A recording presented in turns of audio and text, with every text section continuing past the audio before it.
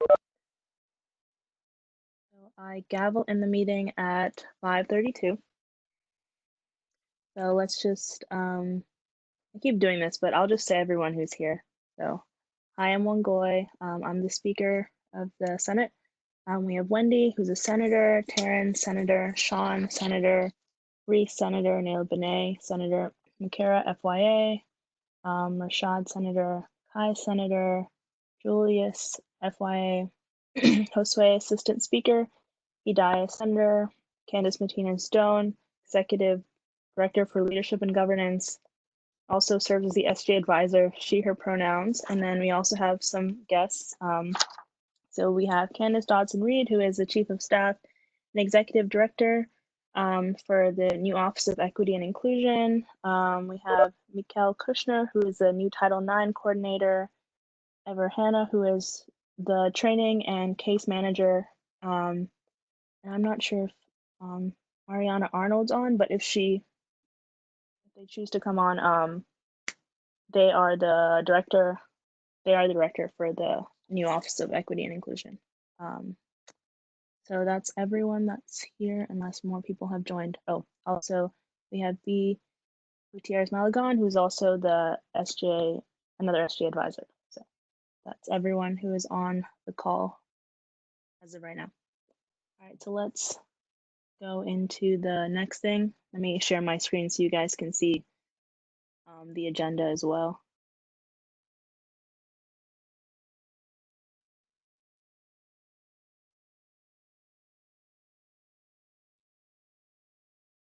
Okay, so let's go into the approval of the agenda. So here it is. Actually, before we do anything, move to amend the agenda. I just want to remove SL 42-1920 just because it's not ready for me to introduce yet. Rashad seconded it. Is anyone opposed? No. And the motion passes, so I'll just remember to skip over that. It's okay, Taryn. So is there a motion to approve the agenda?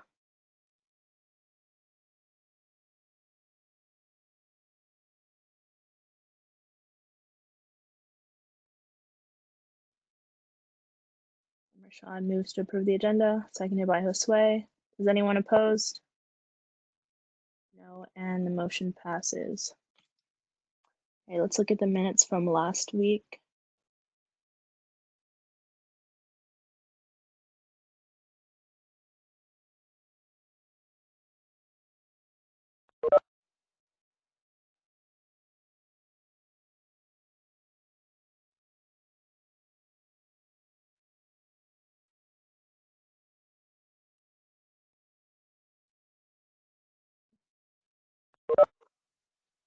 Is there a motion? Rashad moves to approve the minutes. Is there a second?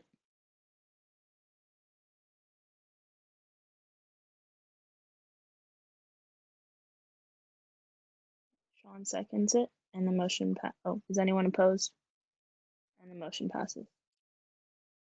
Okay, let's go into, all right, so let's start with the presentation from the Office of Equity and Inclusion. So like I said before, I'm just pleased to welcome all those people that I named: Candace Dodson Reed, Ariana Arnold if she's on, Mikkel Kushner, Ever Hannah, and I'll just give it off to whoever wants to start the presentation. Thank you. Get started, and thanks for having us. This Yeah, has thanks for already coming. been the sure. This has already been the best run Zoom meeting I've been on with the use of technology and the schedule and the agenda and everything. So thank you. I've met a couple of you before, and I'll just be very brief and start with sort of where we were and where we are now, and then Ever and Mikkel can introduce themselves. Ariana had a conflict, and so she may be joining us, but has a conflict. But we'll talk a little bit about the office and introduce the new team members and talk about their roles as well.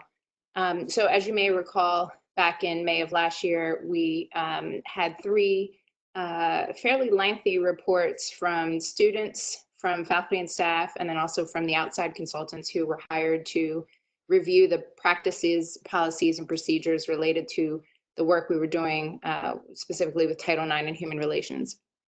And we have over 200 recommendations and have already obviously implemented many of them.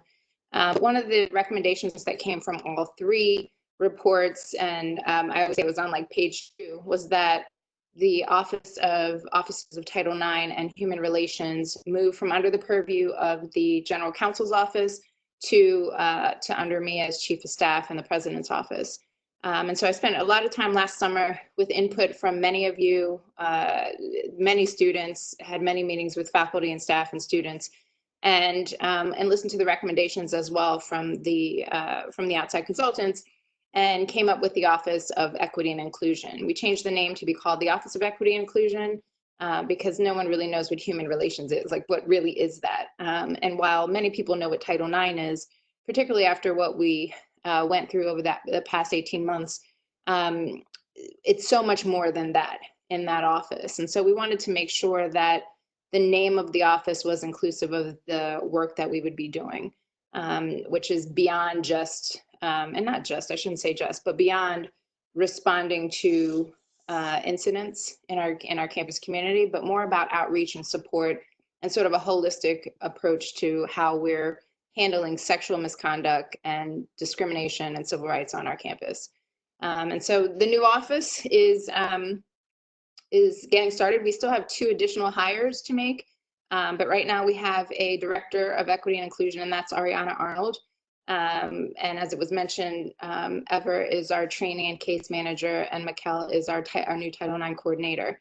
We still will be hiring and going through that process through this recent challenge with COVID, 2 civil rights investigators. They were previously called Title IX investigators, I think, but we're going to call them civil rights investigators because it's going to be much more comprehensive. And we're going to get that done.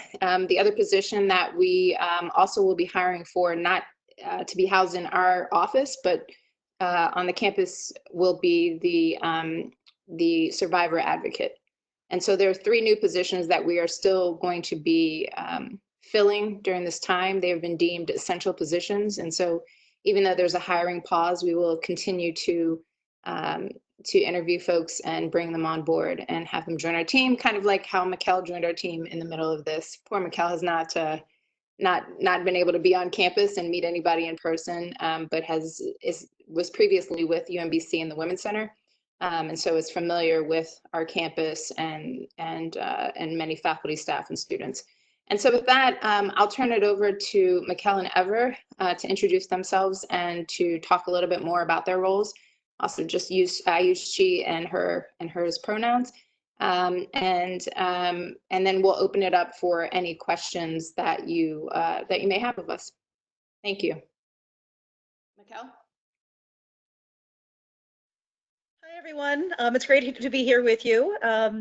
As Candace mentioned, my name is Mikkel Kushner. I use she, her, hers pronouns. And while I have not set foot on campus as the new Title IX coordinator, as Candace also mentioned, I am quite familiar with the campus. I was the director of the Women's Center from 2000 to 2009. And I'm so grateful that so many of the people I worked with previously are still on campus. I've been really enjoying reconnecting with them and meeting new folks, albeit in our altered campus environment here. I am coming to UMBC from another system school. I was previously the Title IX coordinator at University of Maryland, Baltimore. I also have experience with Title IX and student conduct at a couple of other schools where I did work between my time at with the Women's Center and now. Ariana, Ever, and Candace have all done so much work in the months leading up to my arrival 3 weeks ago. One of the most important things that they've worked to develop with a lot of support across campus that I think it's important to mention to all of you is we have a new online reporting system. If you go to the to our office's website, there's a link that permits reporting through that online platform. And so that's important because it offers some ease. It offers a remote reporting option. People can report anonymously, although we remind folks that if you report anonymously, it does often limit our ability to respond as effectively and efficiently as we might want to. And so that report form is really important to let you know about. And it's also important to let you know that that doesn't change our availability to you directly. We want to be able to continue talking with members of the community directly wherever necessary, whether it's about sex and gender-based violence and harassment and discrimination that I'm focused on as the Title IX coordinator, or our broader charge with respect to various forms of discrimination and bias. Sorry, you hear my dog shaking in the background. It's been a long day for the dogs, not feeling like they're getting any attention. They're tired of me talking to the computer screen. In any event, we want to make sure that you know that we're a resource to you. We are not interested in just receiving complaints and concerns about things that need to be investigated. We want to be a partner on campus. We want to be hearing from folks about things that are happening, things of concern, good stuff that's happening that's moving us in the right direction with respect to prevention efforts. And we're available for all of that. Not the least of which is if somebody is facing a struggle or a challenge that has reached a point where it requires some sort of either informal resolution process or an investigation process, we'll be there for that as well. So I'm sure I'm forgetting all sorts of things, but the dog is distracting me, so I'm going to turn it over to Ever and I'll chime back in if there's something else I think of that I'd like to mention, but couldn't be happier to be here with you all. And I agree with Candace, this is one of the best organized online meetings I've attended so far. So thanks for having me.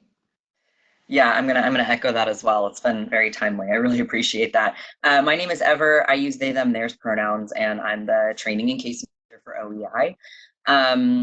That means, let me tell you a little bit about my job, then I'll tell you a little bit about myself. So that means that I am responsible for making sure that our prevention and training efforts are up to date and that we are working to create training for students, faculty, and staff that that fits UMBC's community and also complies with all the laws that the federal government and the state government tell us that we have to comply with.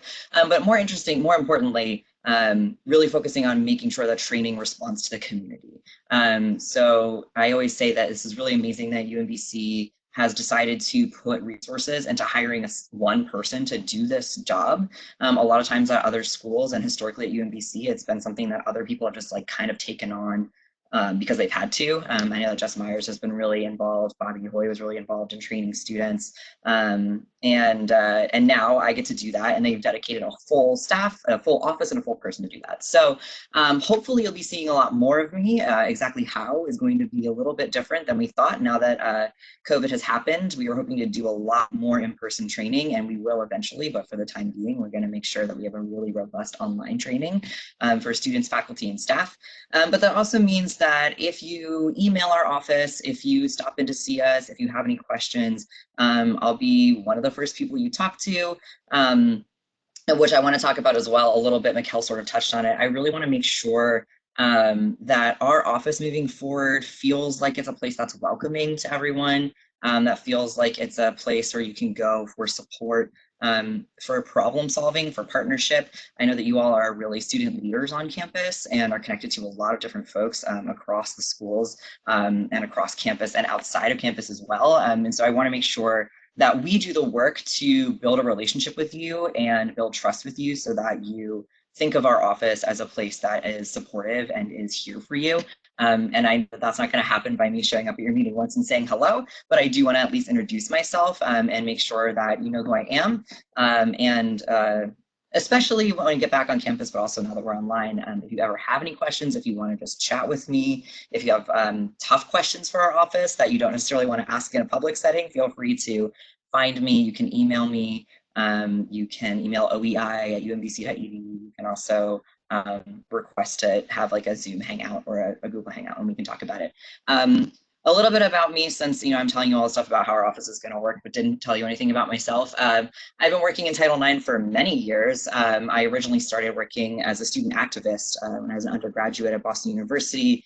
A group of students and I pushed for the establishment of a rape crisis center there. And that was right after the first year colleague letter, and it was right before a lot of the sexual violence conversation started in 2013. So it was a time that it was sort of really interesting to start thinking about Title IX. And then from there, I got involved in a lot of different kinds of community organizing, and eventually decided to go to law school to gain some more skills around organizing and showing up in my community. And from there, ended up working at an organization called End Rape on Campus, which is a national survivor advocacy organization. And I was the policy director there, where I worked on state, local, and federal Title IX policy. So I have been talking about Title IX on and off for a long time now, almost a decade. And I'm really excited that I get to continue to do that as part of this job. And then one other thing I wanted to mention, as Mikkel said, her job is more focused on Title IX, but our office is an office of equity and inclusion, which means that we are also focused on discrimination on the basis of sex, gender presentation, sexuality, gender identity, religion, veteran status, ability. I always miss the classes when I do it this way. National origin, all of the various protected classes. If you hear about issues on campus, or if you experience issues on campus that are not just about sexual violence, any sort of discrimination, our office is here for you, and it's here to be a resource in figuring out how to best address those issues and how to work with you to make sure that we're serving the community in the best way possible. I'm going to stop for now. If you have questions, please ask them, but also Mikkel and Candace, if you have other things you wanted to say, please feel free to jump in. I think that was perfect. I think we'll open it up unless Ariana is on, and we'll give her an opportunity to introduce herself. I'm not super tech savvy, but I don't see her. I don't see her. Okay, thank you. So we're happy to open it up for any questions that you have for us. And I can't see if someone's like raising their hand, so just if you could help me out with that, that'd be great. Yeah, if you have a question, and if I don't see, you can just text in the chat as well. I guess just one question. Where's your office located again? That's a great question. So they are located on the 9th floor of the admin building. Admin. But I will say this team is amazing already, and I know I'm biased, but they are truly amazing.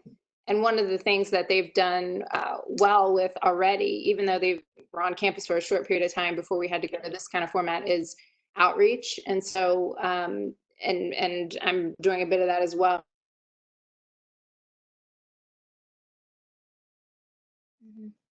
Tried to do is, and we would have done it in this situation, is sort of go to where our campus community is. So, so while the office is technically on the 9th floor of admin, we meet where you want us to meet. Yeah, thank you. That's fair to. I also think it's fair to say, with our current situation, I think we're realizing that we have other platforms that we can remain available by. So even once we're on campus, there's no reason we can't continue to use platforms like this if it turns out to be what is most convenient or most comfortable for someone who wants to speak with us. That's really amazing. Thank you. Josue actually has a question, guys. Hello, everybody. My name is Josue. I'm a fellow senator here. I wanted to know if you could share as much as you're able to about how you've been working and like helping a lot of students that were previously going through this Title IX process and are going through it now, and like how are you guys like kind of like bringing them up to sort of like the new standards that you all have and everything, so to speak. That's a great question. I'll turn that over to Ever and Mikkel. Ever, you've been at it a little longer than me. Do you want to start the answer? I can jump in and then hand it off to you. So our office has been taking on little bits of responsibility from a bunch of different other places. And one of those places is from Bobby Hoy, who was doing the Title IX coordinator job before this office was created. So when we first came on, and Ariana started even before me, so she really started this in January, we've been in a process for the last couple of months of working really closely with Bobby to make sure that we get the names and information of everyone involved in current matters, which includes faculty and staff as well, but also students. Basically just outreach. We're basically whether or not, if Bobby has a really close relationship with someone, or if someone's really involved, we might have Bobby introduce us to that person. But more often than not, it's just like an email saying, hey, here we are, we're the Office of Equity and Inclusion, we're doing this work now. You might know Bobby, here's what we know about your case, here's what's next, and really just kind of trying to take that over as smoothly as possible. Definitely, transitions are always tricky. There are definitely some things that went a little slower, a little differently than we might have thought. We're also in the process of implementing all our new policies and procedures and a bunch of new technology to make our job work better. We have a new case tracking software that's going to make sure that we can be even more on top of the work we're doing. So that has also slowed down our process a little bit, but in general, that's how it's gone. And in the meantime, we've also continued to get new matters after we launched the form, especially we started getting in matters electronically. People are using the form, which is fantastic because that comes right to our inboxes, so we can immediately respond. It's the quickest way to get to us. We've had students stop in, and we've been doing a lot of these kinds of stop and chat. I like to call it a whistle stop tour of all the places on campus. So we've met with a whole bunch of different student, faculty, and staff organizations to try to get our faces in front of people. So if they, if someone knows someone who might need to talk to us, that can also hopefully help to kind of network. So as far as current matters, it's been a really a process that we've worked really closely with Bobby. I don't know if you have more you want to say, Mikkel. Mikkel is taking over the Title IX coordinator position, so she can speak specifically to what we're doing in Title IX, but I don't know if there's much more to say beyond that. It's pretty much what I've already described. Certainly case by case where there's need for more involvement or a faster transition, we're making sure that we kind of assess each situation as appropriate based on where it is on in the process.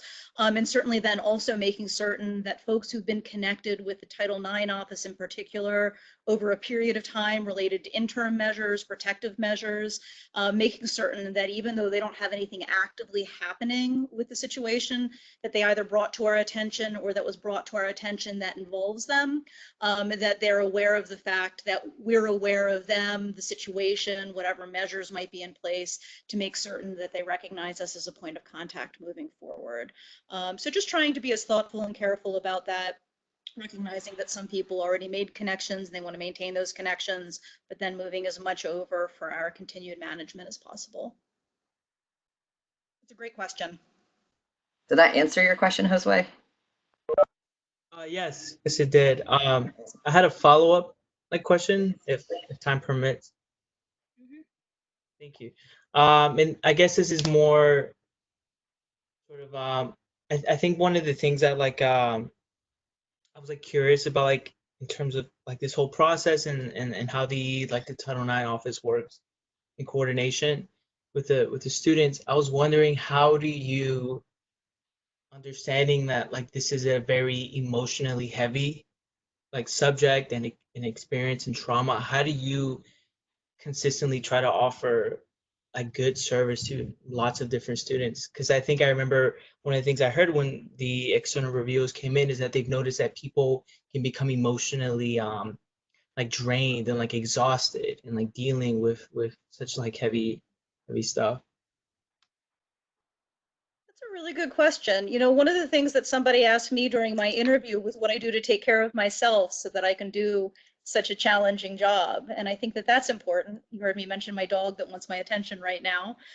So, you know, I think some of that's important for any of us to balance things. But to your point about how do we make sure that we're providing the care necessary to each individual, I think that it's important for us to recognize that each person who comes to our office or meets with us on WebEx or by phone or whatever the case may be is an individual having a very specific and unique experience. They're not a statistic. They're not just part of our job. We do this work because we do care about the experiences that students and faculty and staff are having with any of the topics that we're covering. But to your question about Title IX, specifically sexual violence and sexual harassment, it is a draining process. And it can be a very emotional process. And we want to make sure that our community members are taken care of. It's not my job as the coordinator to make sure that every need of an individual who's coming to me is taken care of, but it is my job to make sure that they get to the resources and that they get to the support that can sustain them long term.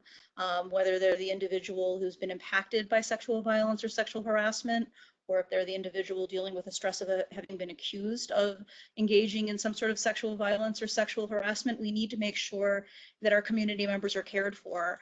And some of that's about how a member of our office interacts with that individual, but some of it is also making certain that they get to the other good resources out there, whether it's resources on our campus, remotely through our campus, or other resources that go well beyond our campus, community resources and other supports that are out there, which one of the most exciting things to me about this position is to be Title IX coordinator on a campus that has so many opportunities and options for people to feel supported and cared for beyond what I can do in my day-to-day interactions when somebody's bringing an issue to me.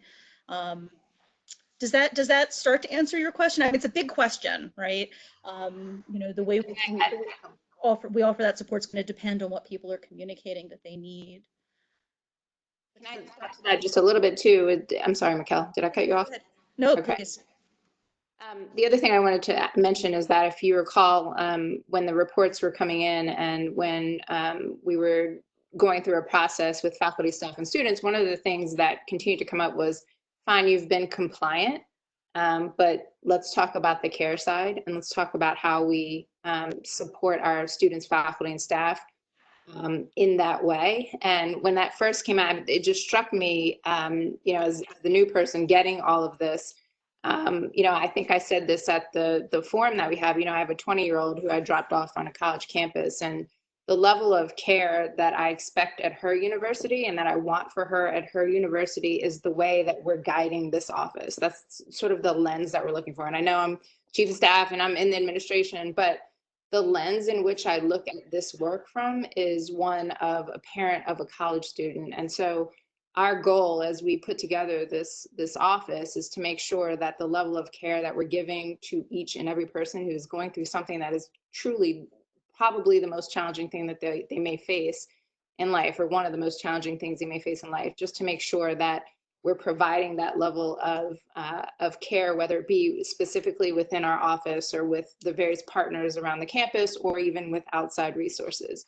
And so I just wanted to reiterate, sort of that's the lens that I have, and certainly the lens that I had as I was working at putting together a team and looking at the types of folks who could join our team and fit within our new office and the culture at UMBC. If you're not talked to death, I have a couple quick things to jump in. I also don't want to take over your whole agenda, but I really appreciate both of what Mikkel and Candace had to offer. And I like, we've worked really well as a team at OEI. And so I feel like this is yet another demonstration of how we're going to like tag team different areas of this response.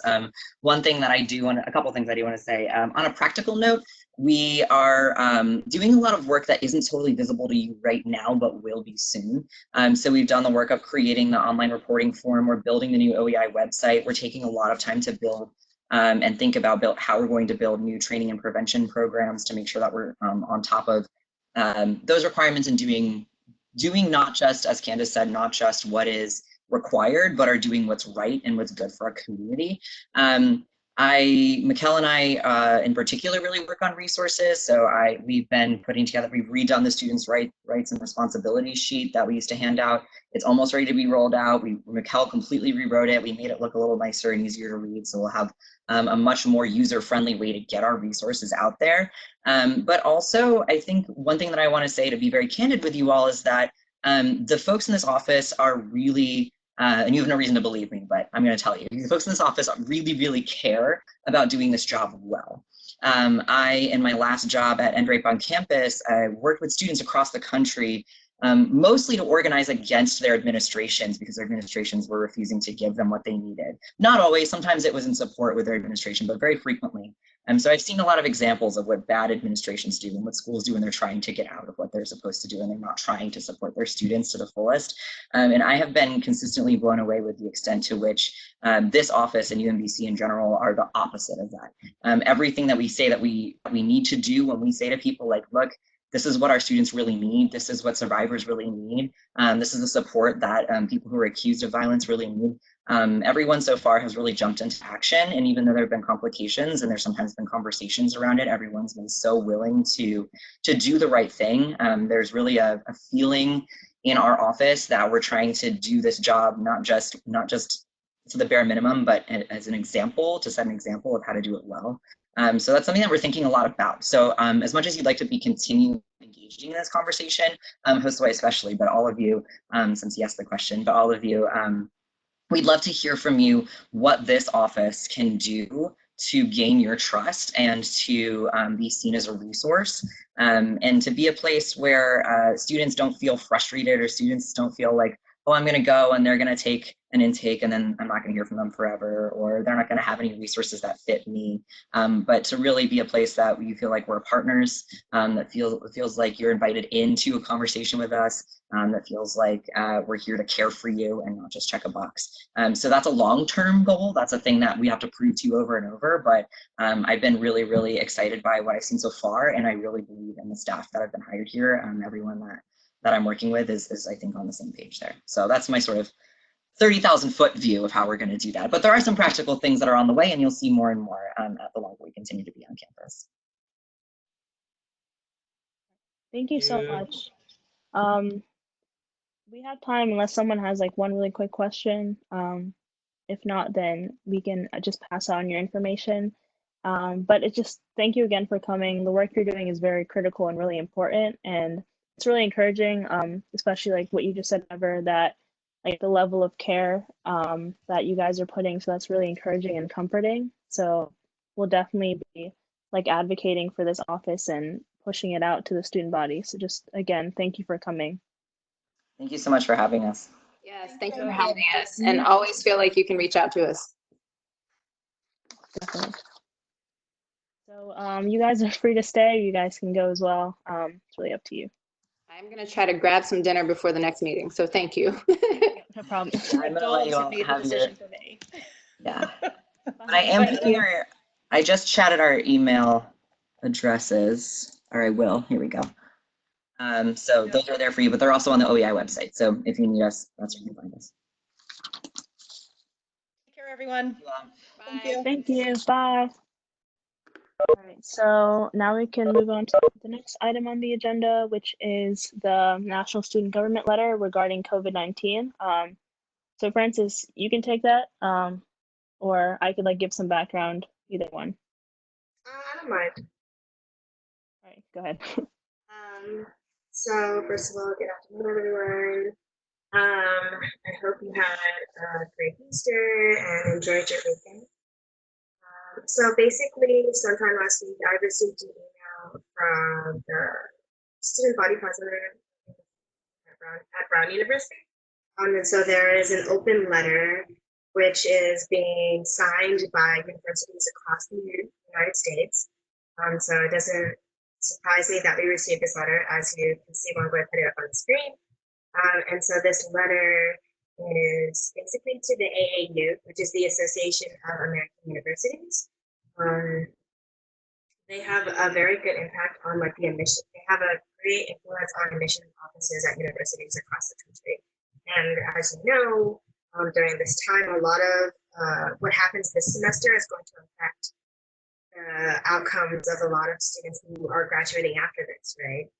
Not just the students who are graduating this year, but the students who graduate after this. Those will forever be marked in their education, in their educational career. So this first letter is an open letter regarding specifically postgraduate opportunities such as medical school, law school, professional school, and in general, in addition to graduate school.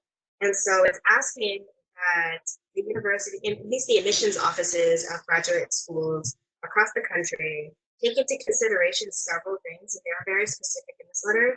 I do appreciate the time that you can clearly tell is spent to gather the items that may not necessarily be applicable to every student, but they're applicable to one student or another in another way. And so just for your background on this, whenever we get something such as a petition or an open letter and they're asking for the signature, it's always best that a joint resolution is passed in support. So it's a representation of the UMBC Student Government Association, not just me as president. But yeah, it talks about, you know, not penalizing students because they did or did not opt in to the pass or fail policies depending on the university. Because as you know, at our university, it is an opt-in, but at others, it's a mandate. And so naturally, there will be some a slight advantage for those who do not opt in. Say you get an A in a class and your peer does not. Right there, that creates a difference between those students without anything else being considered. And then, you know, GPAs are affected in that way.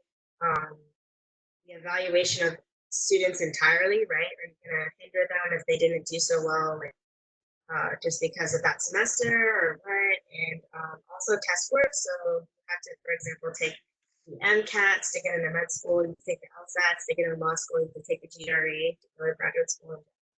So those test scores, whether they be low or required at all, is also being called for in this letter. Overall, again, this is really just addressing the fact that college students are not performing at their best right now, and that this semester should not be used in any way as a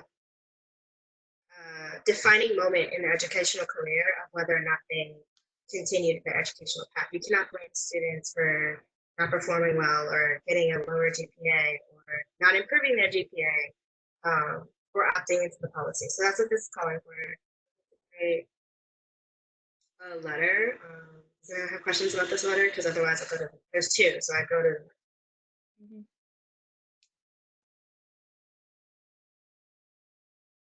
No questions? Okay. So the next letter is it's an open letter to specifically the Federation of State Medical Boards. And so this letter is in regards to this, like just mental health in general college students. And it's calling for specifically the licensing on the East Coast. So it's asking for the modeling of the specific procedures that have been passed in several states that are already listed on this document. As you can see, New Jersey, New York, Delaware, etc., are some of the states that have already basically addressed this concern, and it's calling for the expansion of telehealth support access across state lines. So at our own university, in case you do not know, the Counseling Center is entirely now online, and they have fully committed to telehealth. So I actually do research in telehealth. So I have a lot of experience with this type of stuff. And telehealth is an up and coming type of form of not only surgery, but just overall treating patients. And so it's being called for more now since COVID-19. So my lab is actually very in the heat of everything. And with telehealth, which is telework basically, so conducting your counseling appointment, your therapy appointment, whatever you need through the computer, that requires certain licenses. You cannot just hop on. So the school had to procure licenses for the licensed professionals, whether they be therapists or whatever. The medical professionals had to have licenses through the state to conduct their specific just treatment for that patient through the computer. In addition, it requires HIPAA compliant software, which is very confusing. I'm not going to get into it, but basically it's just our country's mandate that if you're going to do anything over the internet, basically, or any type of on a computer, it has to be able to be secure. So that like if you were recording someone's surgery, I don't want anyone else to see the inside of my body, right? So HIPAA compliance is just the mandates and policies that our country has enacted to say you are entitled to have that secured, and that's again a long process to go through. But this letter is just stating that as a whole, the licensing for states should not be as complicated. Specifically, we had to deal with this issue ourselves. You cannot, right now in the state of Maryland, telehealth a patient who's outside of our state, right? So say you had someone who lives in Pennsylvania, but they go to UMBC, but they had a regular appointment at the counseling center. They cannot receive that help, any of that therapy anymore, or just group therapy. They can't even receive that. So this is saying, like, look, like with this being a major consequence in some sense of the pandemic and students needing telehealth more than ever, that student government associations across the country are for it. So again, I think it's a great thing. It's something that our school struggled with to get. They appealed to the state basically to be lenient on that law. I don't know how much into that process they got and if it was successful or not, but again, It's just advocating for students. So does anyone have questions about this letter?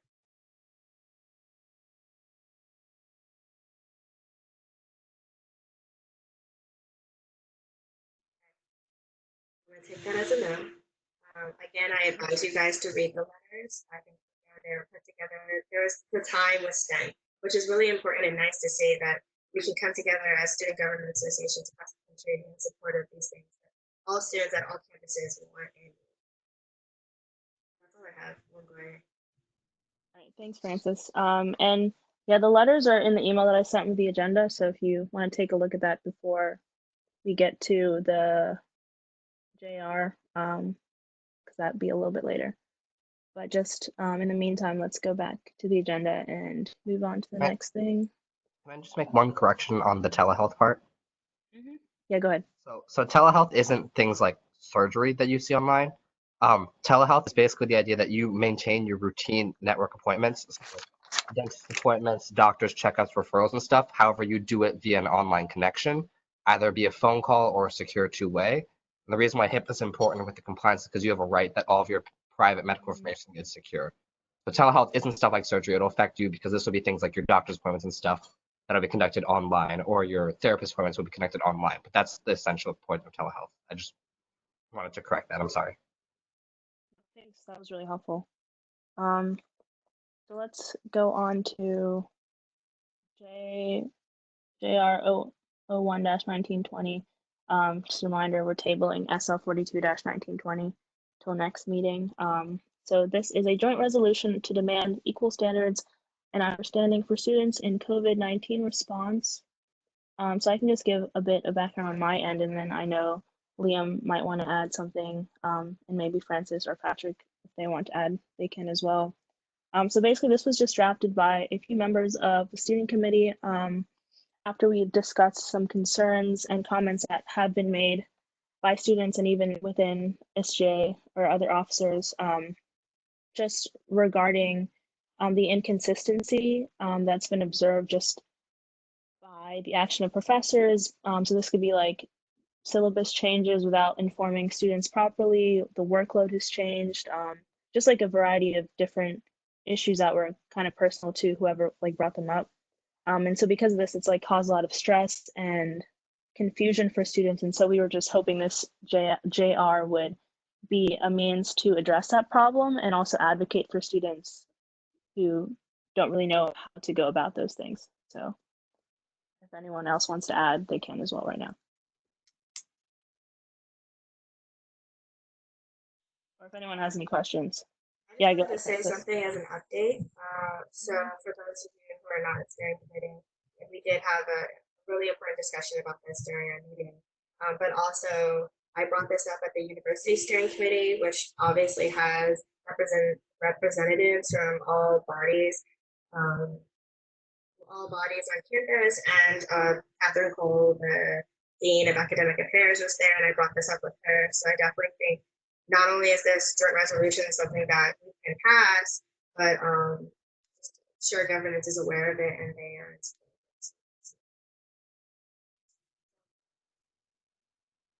And Kai had a question, just why is this a joint resolution instead of an Senate resolution? Correct me if I'm wrong, but I think it was just because it was like, we want this to be on behalf of both bodies, like not just Senate, but in regards to like, I don't want to say SJ as a whole, but more just like the legislation as a whole, but also SJ as a whole. I don't know if that makes much sense. Why is this? Oh, why I read that as a joint legislation. Okay, never mind. Did that answer your question, Kai?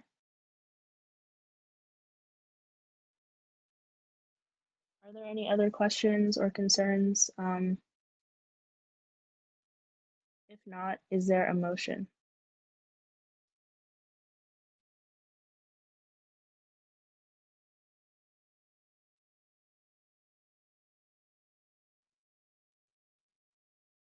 So let's see.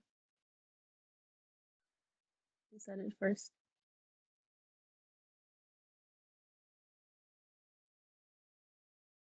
Well, I think Rashad. Rashad moves to approve. You technically have to say the whole thing, right? But I think that's okay. move to approve JR 01-1920. Oh, Kai moved and then, okay. Yeah, so Kai moved and then Josue seconded. And the motion, is anyone, so all those in favor, just say aye in the chat so I can just count up.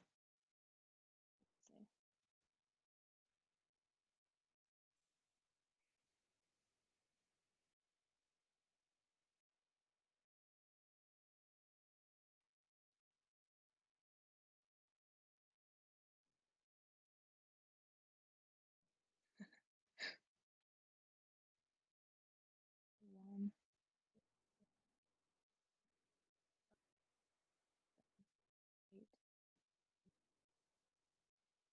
eight, and no, 9. Who didn't? Who didn't vote? 10. I'm missing one person.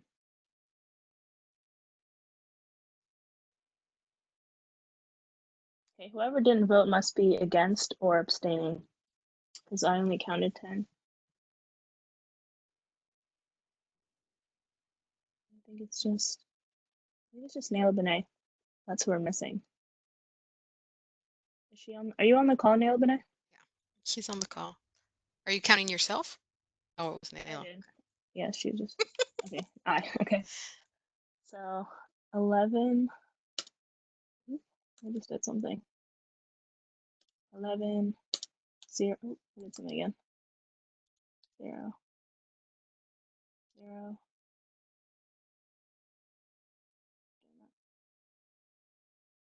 And it passed the Senate. Yay. And now just on to Finance Board tomorrow. What's today's date?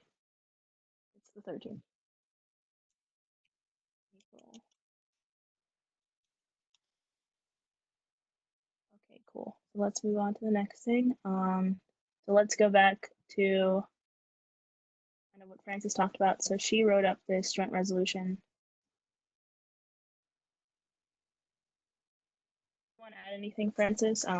Just feel free to go ahead. No, I don't have anything. If not, then we can. Again, it's just in support of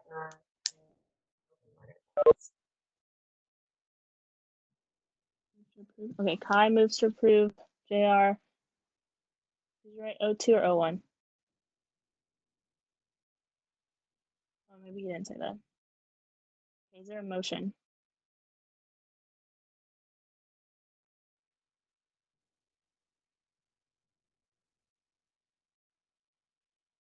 Okay, I'll move to approve JR 02-1920. Is there a second?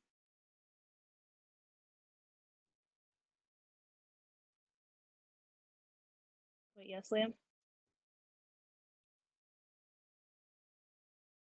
Taryn seconded it. Seconded it, yeah. He just wants. Oh, yeah, that's true. Can I sponsor it now? Is that allowed?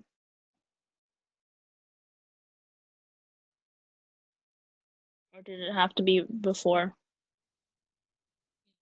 Motion to amend it. And you also need to, yeah, I moved to, yeah. But now it's already been seconded, right? Yeah, so Well, you did your point of order first, Liam, so that would take precedence over the second. so we can move to amend it now. Okay, move to amend JR 02-1920 and include Ngoyanga as the sponsor. Withdraw your motion first. You withdraw Wait, your I'm motion. confused. Okay, I withdraw. Wait, I'm confused. So I thought that his or her, my bad. So yeah, Liam, so your motion was first, and then Liam did a point of order, but you still have to withdraw your motion because it's first. The second so doesn't count because the point of order was I first. withdraw. So can I withdraw my motion to approve? Okay, and I move to amend JR 02-1920. Thank you, Liam. Really catchy, these things. So I move to amend JR 02-1920 and add Ngoyanga as the sponsor. Oop.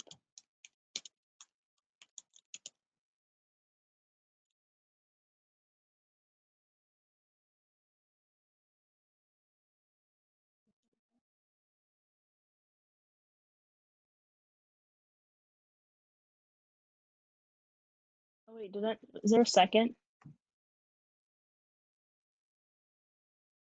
Did anyone second? And is anyone opposed? No, okay, there's my amendment. Okay, so now we can go back to the other one, right? We're good to go. So is there a motion now?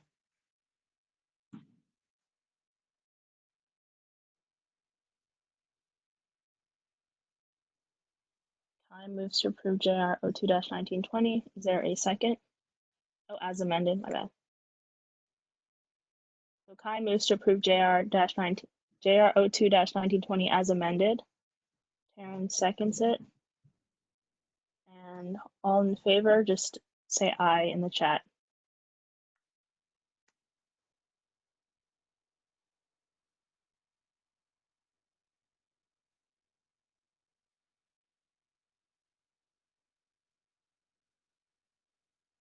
Okay, and again, if you're opposed, do you have to explain your opposition? No, okay. 1, 2. I mean, I get it, but at the same time, I don't think that it should be completely waived. I think that there should be some sort of leniency going on, but I don't know if waiving the requirements for all the test scores is necessarily a good idea. That's just my opinion.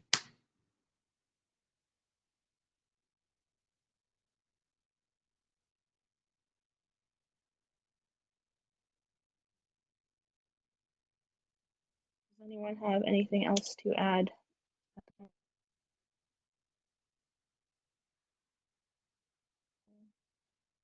No.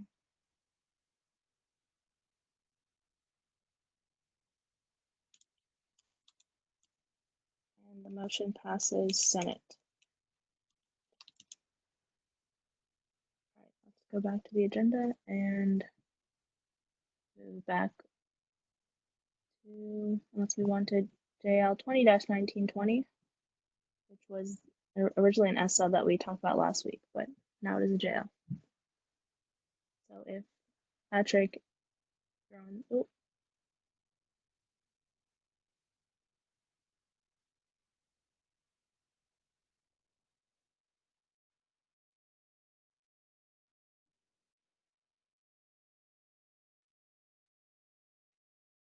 Wait, what? William?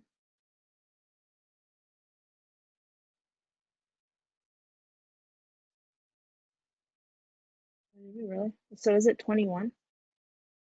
Oh, you're right. It was the pot volume.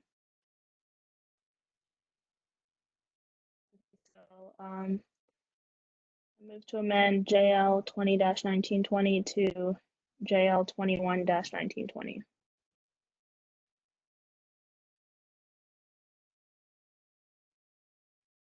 Is there a second?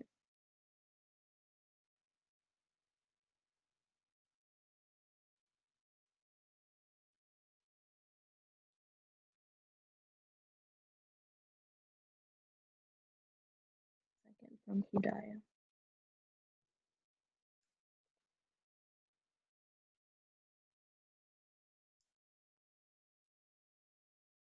And is anyone opposed? No, and the motion passes. All right. So if Patrick, if you want to speak more on this, you can. If not, then we do, Joyce, we do. So if you go to the drive, there's a tracker that tracks all the legislation that we have done this year. I mean, does anyone have questions that they want to ask about this? I think we went over last week, but Liam has a question. Oh, never mind. Ignore that. Liam? I read that wrong. Oh wait, never mind. She does. Sorry.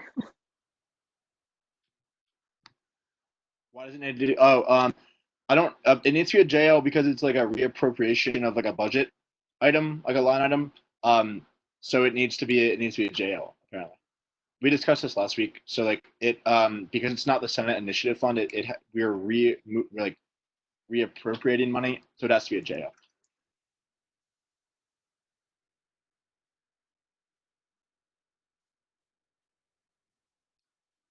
Are there any other questions, comments?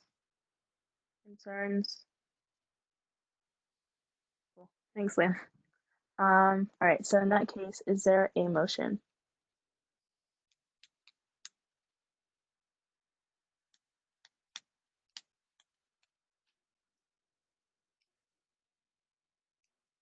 Feel free to use your mics, guys. Oh, he died. Just said something in the chat. I move to approve JL 21-1920. Is there a second? Second from Sean. So again, say aye in the chat for all those in favor / opposed.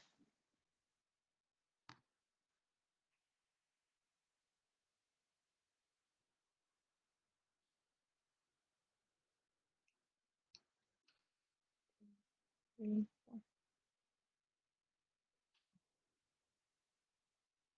missing 3 people. Are you guys opposed? 9, 10. Missing 1 more person. I counted wrong. 1, 2, 3, 4, 5, 6, 7, 8, 9.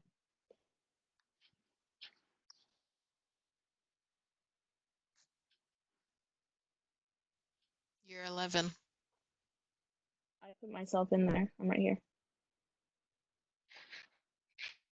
No, we're missing someone. Who didn't vote? Unless I can't count. Oh, Rashad. All right. So 11, and the motion passes. Fantastic. Well, it passed the Senate. Yeah. Yeah. All right, cool. So let's go back to the agenda and move on to Senate stuff. Does anyone have any initiative updates to share?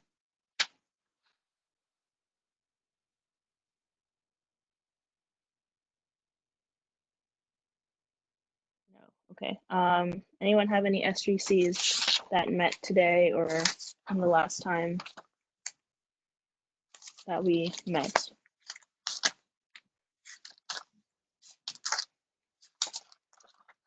One am I still expected to report on student advisory committee since Bruce Herman was very adamant this is not a shared governance committee?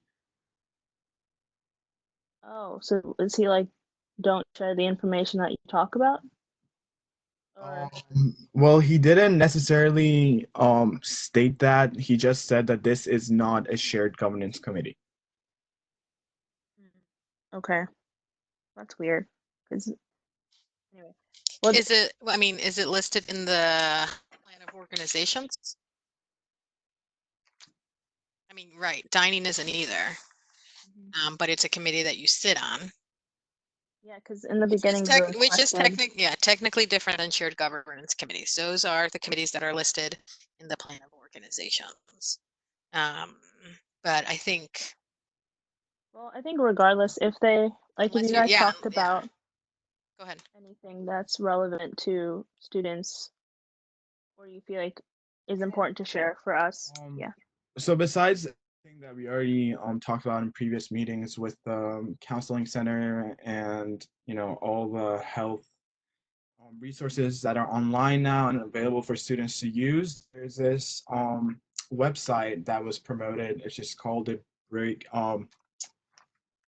Big White Wall. They're working on changing the name, but it's called the Big White Wall, and basically it's just for suicide prevention and anxiety and stuff like that. It's basically I think it's a 24, I don't quite remember, but I think it's a 24-hour online service, and students can go there and talk about their mental health problems and get counseling. And yeah, so they were asking if SGA could do anything to to publicize this to the student populace. But yeah, that was basically the gist of the meeting today. So, do they give you like a link, or is there a link we can go to find this? The minutes are not out. I think they're posting the recording soon. Okay, cool. Well, thanks for going. Yeah, I was gonna go too, but I couldn't make it. So I have notes from USC, which was last Friday.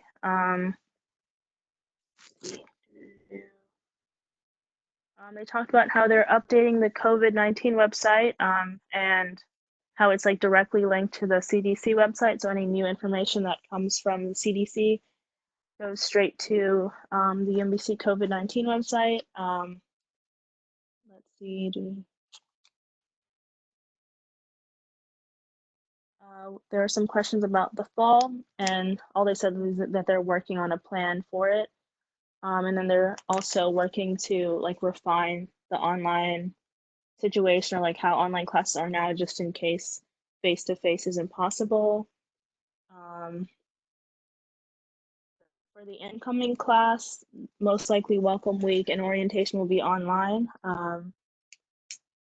And that's all the stuff they talked about regarding students. The rest of it was more just faculty, health, and assistance, and also graduate student information. So if you're interested for graduate stuff, they're working on a research town hall for GSA, and that's about it. So, last call for SGC updates. I see Candace put the link in the chat, so thank you, Candace. All right, so any off-hour? Oh, go ahead. I have a question. Mhm. Okay, so in regards to initiatives, right? Mhm. Are we when it comes to money, are we allowed to work with third-party companies outside the university? Could you like explain a bit? Sure, yeah. For the free menstrual products initiative, uh, uh, this company called Aunt Flo reached out to me, asking if they want to collaborate with us, and I'm like, yeah, sure. And they're like, all right, where are we at money? And I'm like, you know what? That is a good question. And yeah, they're willing to um put in some, but I just don't know like if that's even allowed. Yeah, I feel like you should be like cautious about reaching to Candace. Are you saying stuff because you're muted? I don't know. And I know Kai, you sent me an email, and I haven't been ignoring it. I look at it every day. I don't know. I think that there's um I think it would be a question to pose officially to Chris Kasich in the Office of Legal Counsel to see if it's something that you all can do. Because I'm not sure about what I just don't know. I mean, on surface level, I would say, sure, why not?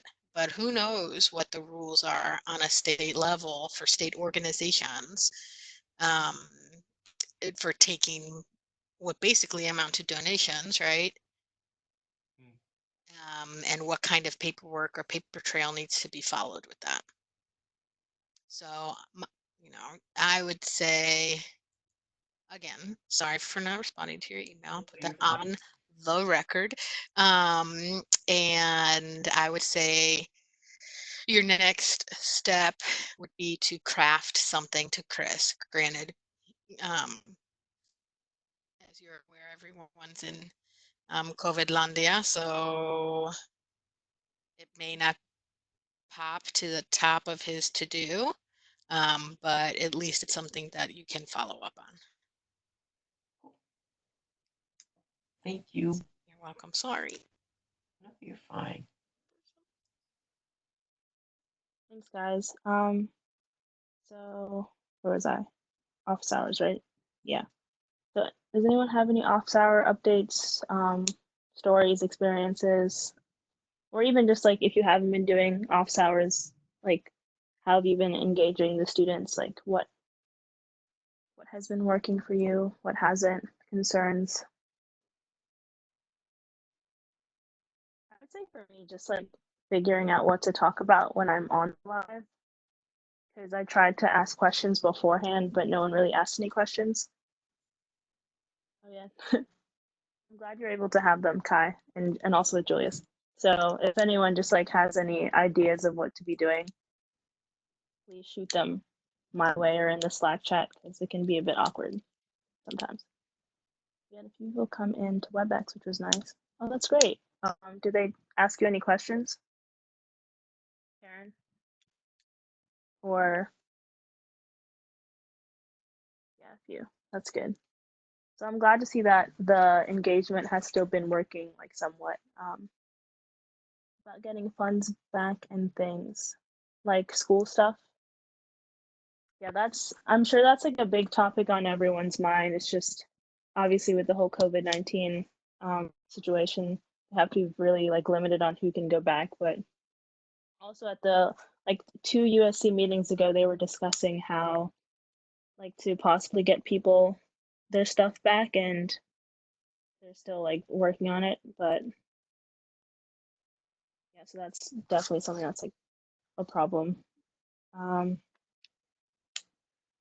All right, so if no one has any other announcements, let's go on to announcements. So I have one, just an update on the Black and Gold Fund. So basically Jen just emailed Josue, Kai, and Candace, and myself, just saying that as of right now, the amount that they can award people who are requesting is $500. But also just to continue to reach out to people that you might know that have a need to continue to apply, just to, keep people aware of what's going on and that we're here to help. So that's my only announcement. Does anyone have any announcements? Nope. Oh, he has one. Yes, I do. Hello, it's Senator Week, so stay tuned. I'm sending out calendar invites as I speak right now. So just a heads up, Senator Week, we have one-on-ones this week. Thanks. Thanks, B. All right, so last call for announcements. There's none. All right, so I adjourned the meeting at 6:39. Way ahead of schedule. That's awesome. Okay, so for pass the gavel this time, I think we should just like popcorn it because I'm tired of hearing my voice. So I'll just pick on someone and then they can pick on someone else because I think you guys can all see who's in the meeting. Are you still recording? Or is this recorded? Yeah, I'm turning it right now. Okay, I didn't know if you were recording this. Never mind. Oh no, we haven't been. Okay.